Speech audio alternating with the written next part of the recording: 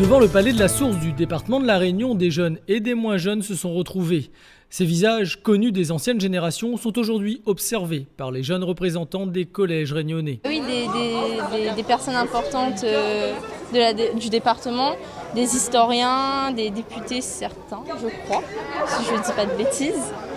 Monsieur le Président qui va bientôt arriver aussi. Donc voilà, plein d'intervenants qui pourront nous aider et répondre à nos questions au sujet de la départementalisation. On va être actifs, voilà. On va intervenir, on va en apprendre plus sur le passé pour pouvoir faire plus pour l'avenir et c'est ça le but. Pourquoi l'avenir c'est qui ? L'avenir c'est nous, mais en vrai c'est aussi eux, parce que s'ils nous aident pas, on n'ira pas loin.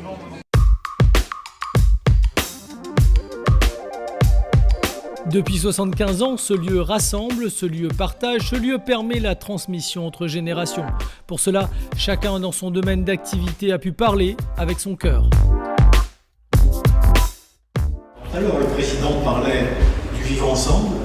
Effectivement, le vivre ensemble, le consensus social fait partie du vivre ensemble, mais l'aménagement, c'est un élément de consensus social quand ça marche, et c'est surtout un élément de faire ensemble au-delà du vivre ensemble. On n'a pas besoin d'aller des grandes écoles, faire des bacs plus 7, 8, plus 10.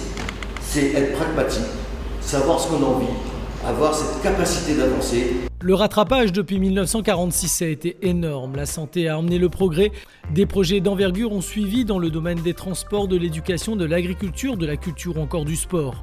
J'aurais envie de vivre nulle part ailleurs, parce qu'il y a ici une qualité de vie. Et j'espère que l'offre alimentaire, l'offre vient s'ajouter au fait que quand même vivre à La Réunion, c'est quand même un privilège. Et quand on touche le fond de la piscine, on remonte toujours. Hein. Et demain, on va remonter. Il n'y a aucun doute là-dessus.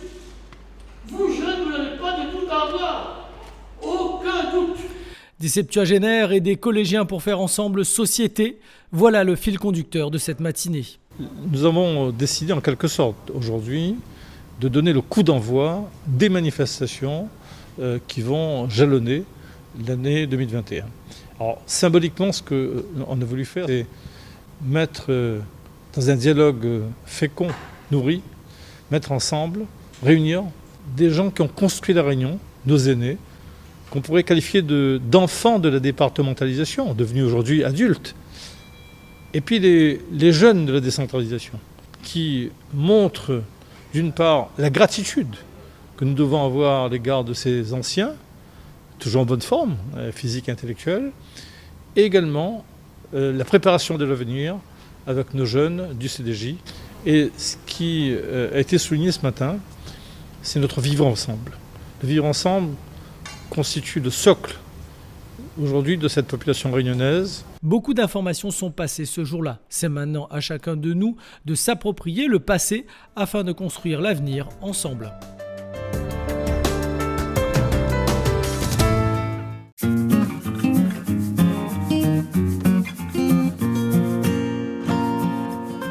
Moi, général de Gaulle, j'entreprends ici, en Angleterre, cette tâche nationale. Souvenons-nous, en 1939, Adolf Hitler et les nazis de l'Allemagne décident de déclarer la guerre à la France, ils envahissent la France. Un an après, le 18 juin 1940, le général de Gaulle lance un appel au peuple de France, à tout le peuple de France, à résister, à ne pas céder à la panique. Et puis, la France s'organise.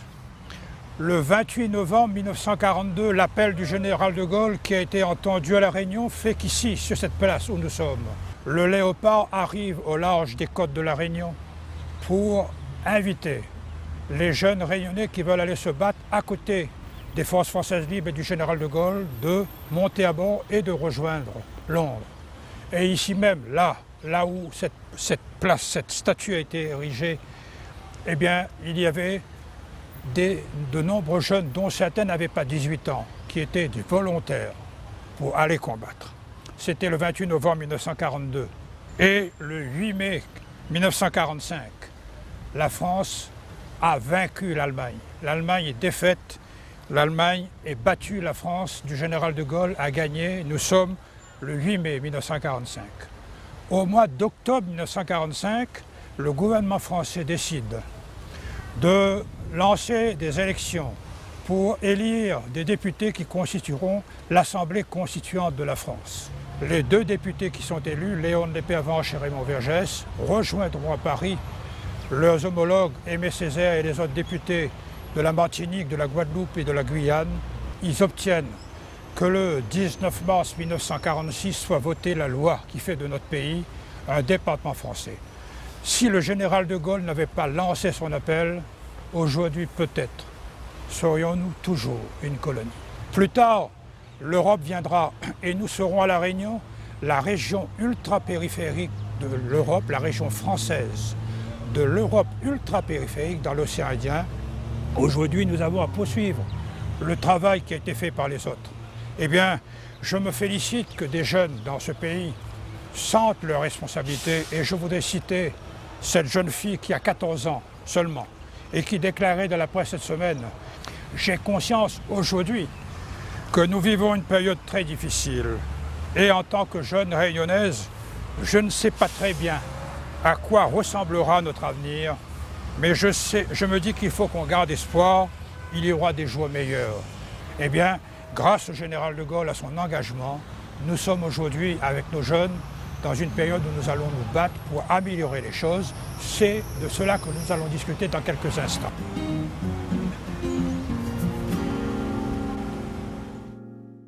Ça fait 6 mois que j'étais au chômage, j'avais RSA. C'est mon conseiller qui propose à moi le R+. Et il me fait quoi comme travail? Il me dit normalement coupe de canne.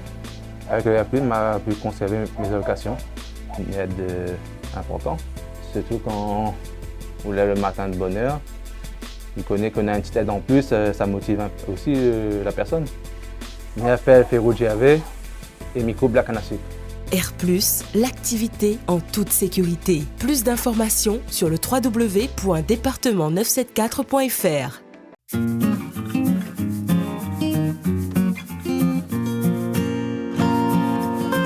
On est sur le site historique de la conserverie Royal Bourbon, société que la famille Moreau a rachetée en 1985 à la famille de Villeneuve. Venez, je vais vous raconter cette histoire. C'est l'histoire de Royal Bourbon. Donc un site qui est aujourd'hui en friche, mais qui a fonctionné à peu près jusqu'aux années 85. C'est un bâtiment chargé d'histoire, puisque à l'origine c'était une préparation de vanille et c'est ensuite devenu une conserverie. Je vois toute l'histoire de la Réunion, l'histoire industrielle de la Réunion depuis la départementalisation. On est sur le site historique de la conserverie de Villeneuve, donc, qui a été créé en 1949, à l'origine donc pour transformer et conserver les produits agricoles de l'exploitation, puisque on fabriquait aussi bien des hachards palmistes et des pâtes de piment que des conserves de bichiques en boîte. Je me souviens surtout des bichiques et des paniers de bichiques qu'on récupérait sur le bord des berges de la rivière des Roches. Aujourd'hui, il n'y a plus de bichiques. Au démarrage de la départementalisation et pratiquement jusqu'à 1981, date de la mise en place du RMI, nous étions quand même dans une situation où beaucoup de Réunionnais ne mangeaient pas à leur faim et les inégalités étaient très fortes, quoi. Donc il y avait une population quand même qui était un peu démunie et surtout dans une situation de précarité très forte. Nous, on a démarré avec ce qu'on appelle la vente à la Chine, c'est-à-dire la camionnette qu'on chargeait le matin et on faisait la tournée des boutiques chinois et on vendait, on encaissait tout de suite. Et nous sommes passés d'une société où il y avait une précarité et très peu d'offres à une société pléthorique avec une offre gigantesque. Il a fallu que des entreprises réunionnaises trouvent leur place dans ce monde qui était réservé à l'importation pendant de nombreuses années. Là, on rachète la société en 84, 300 000 euros de chiffre d'affaires et 4 personnes. Et aujourd'hui, on est plus de 20 millions d'euros de chiffre d'affaires et on est à 140 personnes. 350 000 boîtes à peu près vendues par mois. Ça fait vraiment partie de la culture créole, les conserves d'haricots. Et nous, on a su accompagner la ménagère réunionnaise sur une facilitation de la cuisine avec des conserves de haricots. On est passé d'une société où on était replié sur nous-mêmes, avec un blocus pendant la guerre. On est ensuite arrivé à une société où on a été en lien direct avec la métropole, départementalisation et ouverture, mais essentiellement vers la France.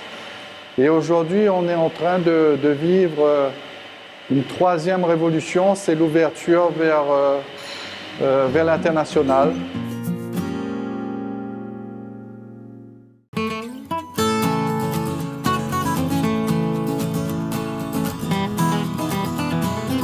Elles font partie de nos paysages et en temps de sécheresse, elles représentent l'une des solutions de sauvegarde du monde agricole et notamment dans les Hauts. Avec ce développement agricole des Hauts, les 250 retenues collinaires individuelles représentent une des solutions à l'irrigation. Avec l'aide du département et avec l'aide de l'Union européenne, on est arrivé à disposer des serres qui se développent à une vitesse grand V et que nous constatons qu'aujourd'hui, en l'absence d'une eau d'irrigation, en cas de sécheresse, ce serait la faillite de toute une chaîne de production. Comme du tampon est allé capter l'eau à 2050 mètres sur les portes du volcan pour les amener donc à 1650 mètres.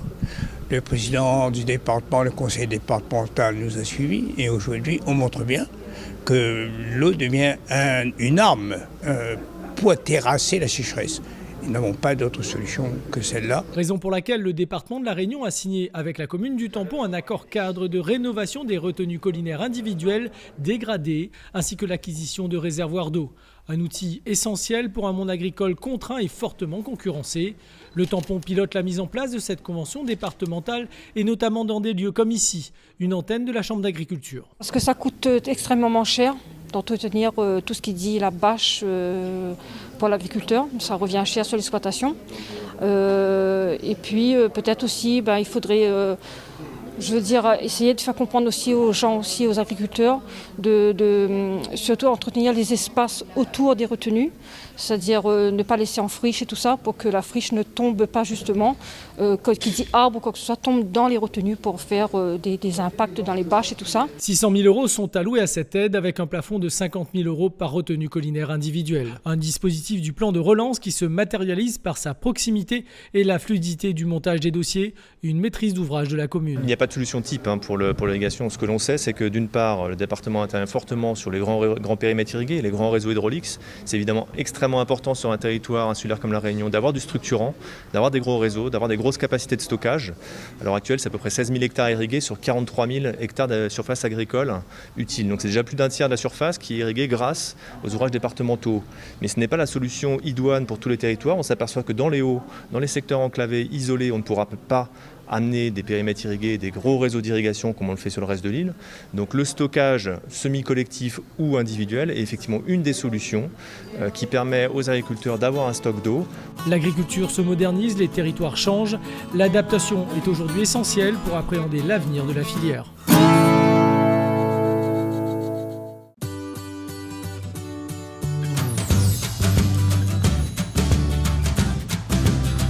Bienvenue dans la Grande Île. Madagascar, c'est 27 millions d'habitants, 19 ethnies, le grenier de l'océan Indien. Depuis plus de 12 ans, le département de la Réunion est engagé dans le rayonnement de la francophonie à travers ses visages.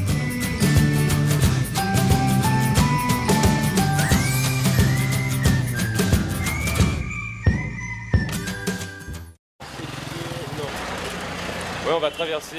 À 1h30 de vol, une des actions phares est le soutien au déploiement des assistants d'éducation en langue française dans les établissements scolaires. En temps normal, comme Melvin, ils sont plus d'une cinquantaine sur Madagascar. On est chez moi, à Tana, Madagascar.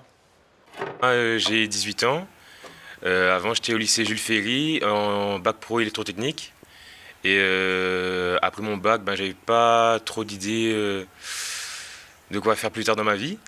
Et du coup, ma famille m'a parlé du service civique. À 18 ans, voyager est d'abord la rencontre avec soi-même. Partager ses acquis francophones avec des jeunes prend de suite tout son sens. Là, on est au lycée Jules Ferry et c'est un très très beau bâtiment. Franchement, super. À Faravouch. Le lycée principal, parce qu'il y en a deux. Il y a une annexe un peu plus bas. Voilà, Faravouch. En fait, tes élèves t'apprennent à parler malgache, c'est ça? À prononcer les mots malgaches. Manaona, voilà. Voilà. Bonjour, au revoir, enfin à la base. Mon boulot, c'est animateur en langue française. En tout, on a 26 classes et ça se passe super bien. Je dois faire parler les élèves en français. Bon, je ne sais pas si ça a quelque chose à voir avec notre culture insulaire, mais on n'a pas eu trop de problèmes. Il y a une différence énorme parce qu'ils participent déjà beaucoup plus. Ils ont moins peur à parler. Enfin, on ne fait pas trop de leçons avec eux et on s'améliore mieux en parlant en français avec eux tout le temps, puisque les profs de français ici ne parlent pas genre, tout le temps français. Les élèves de mon lycée sont très talentueux, en chant, en poème, en dessin, en tout. Et vraiment, c'est un super boulot de faire ça. J'adore faire ça. Cette expérience a clairement changé ces jeunes volontaires internationaux. Pour quelqu'un de 18 ans, c'est sûr que partir à l'étranger, surtout à Madagascar, travailler à Madagascar, c'est compliqué, mais bon, après on s'habitue, hein, on est jeune et on s'habitue à tout. Plus de 300 volontaires internationaux font rayonner le français dans cette zone de l'océan Indien depuis 2008. Ce jour-là, une partie des volontaires internationaux se sont retrouvés. Je suis attaché de programme éducation, agriculture, familiale. J'aide aussi les enfants en soutien scolaire. Ordinateur culturel. D'accompagner les différents AELF dans les 9 établissements sur Madagascar. On est au lycée Andoual pour l'appui à la francophonie. En langue de français à le lycée Jules Ferry.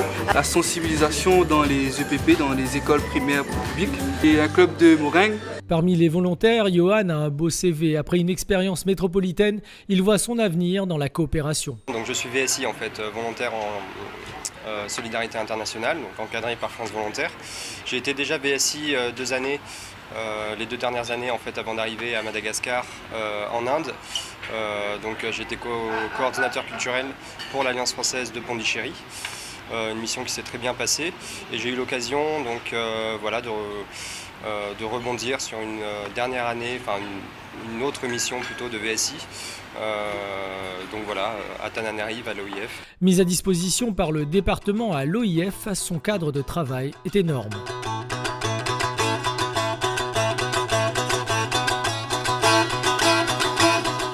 D'abord noter sa capacité rapide à s'intégrer, ça c'est exceptionnel. Quitter son territoire, se retrouver sur un autre territoire, dans un autre cadre administratif et s'intégrer aussi rapidement. Je lui ai dit d'ailleurs quand il est arrivé, il est allé tout de suite dans le grand bain.